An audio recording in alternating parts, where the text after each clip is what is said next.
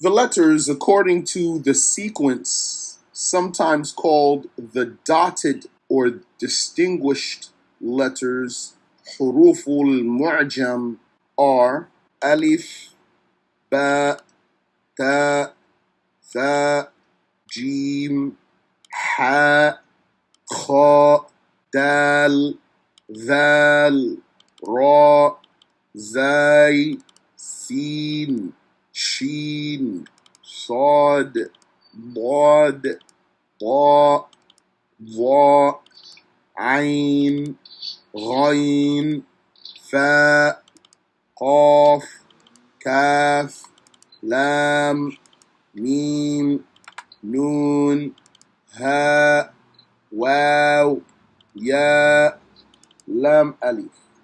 So we started with alif, and then at the end we have lam alif.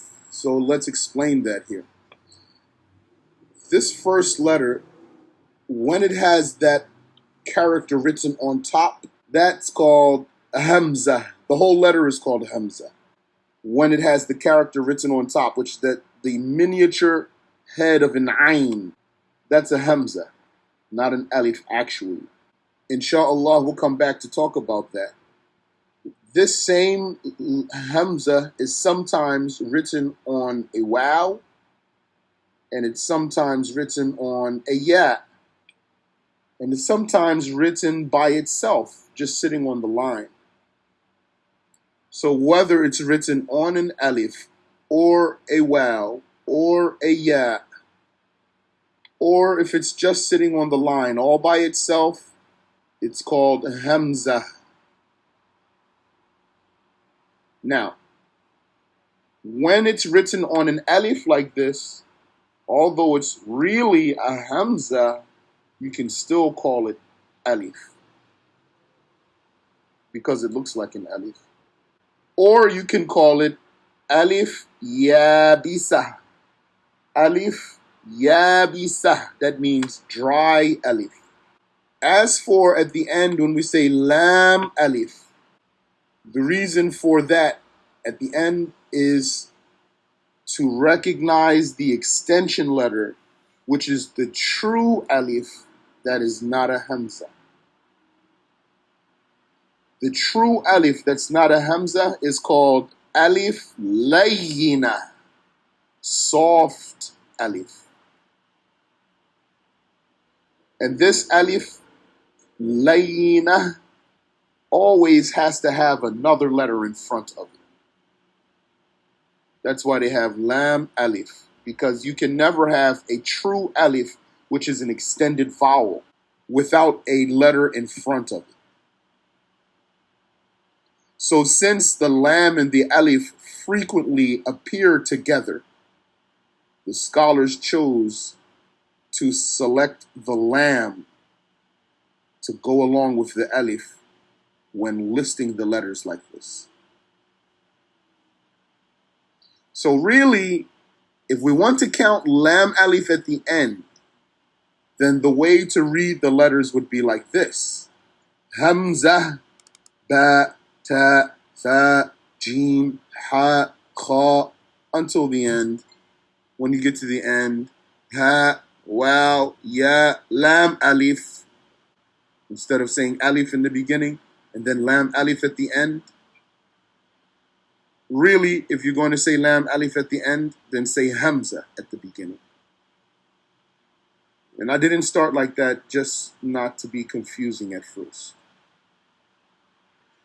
If you don't want to count lam alif at the end, then at the beginning you can just start by saying alif. And that includes alif and hamza. Yahya ibn Ya'mar, the pious scholarly follower of the companions, was the first to dot the letters in the book of the Quran.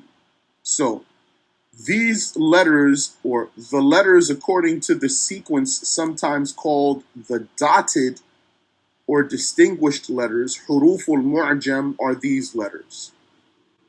The first one to dot these letters was Yahya ibn Ya'mar. He did that for the sake of the Mus'haf. for reading the Quran, and then it spread through the Arabic language. And all of these letters are called huruful mu'jam, the dotted letters or the distinguished letters, even though some of them don't have dots. And that's just a way of naming all of them according to the quality of some of them.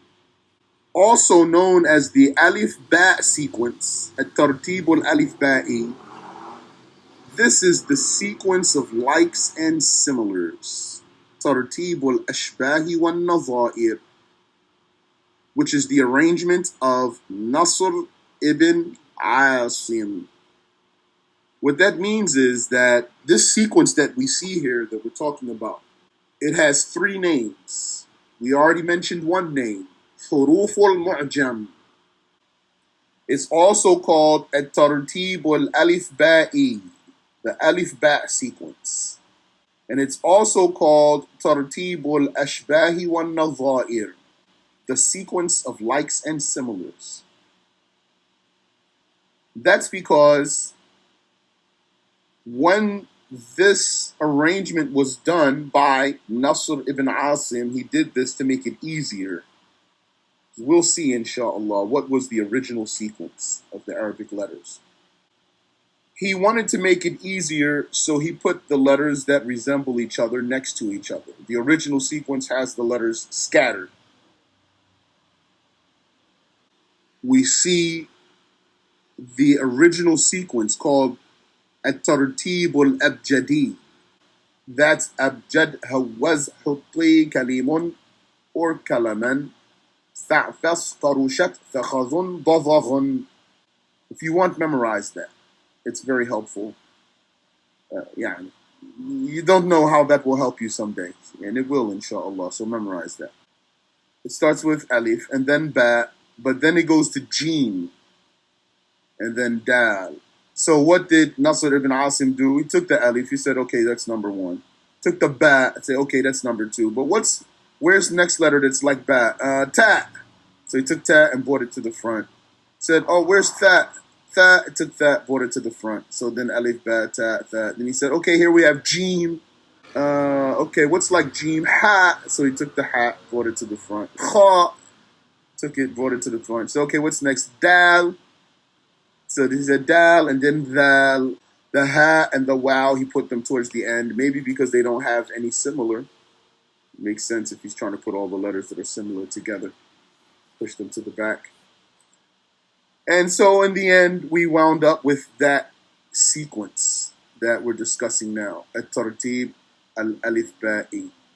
All right? Any question about that?